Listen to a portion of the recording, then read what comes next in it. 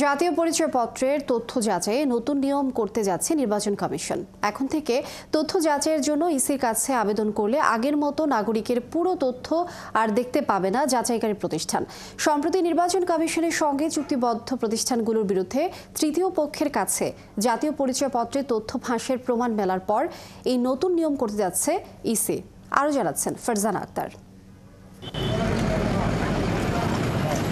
সম্প্রতি নির্বাচন কমিশনের সঙ্গে চুক্তিবদ্ধ ৫টি প্রতিষ্ঠানের বিরুদ্ধে তৃতীয় পক্ষের কাছে জাতীয় পরিচয়পত্রের তথ্য ফাঁস করার প্রমাণ পেয়েছে ইসি।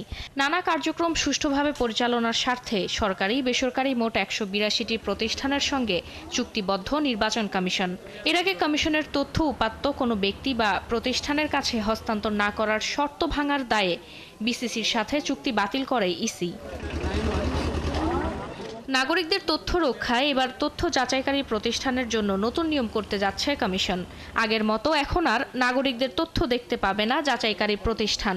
ইসির কাছে তথ্য প্রমাণের আবেদন করা হলে তথ্য মিলে গেলে ইয়েস উত্তর ও না মিললে নো উত্তর পাবে প্রতিষ্ঠানগুলো। এখন থেকে তথ্য যাচাইয়ের কাজ নিজেই করবে নির্বাচন কমিশন। এতদিন আমরা যেটা করেছি 14 সাল থেকে, সেটা হচ্ছে যে ওনারা যখন এই দুইটা ইনপুট দিলে এই তথ্যগুলো ওনাদের কাছে চলে যেত, তখন ওনারা যাচাই করতো।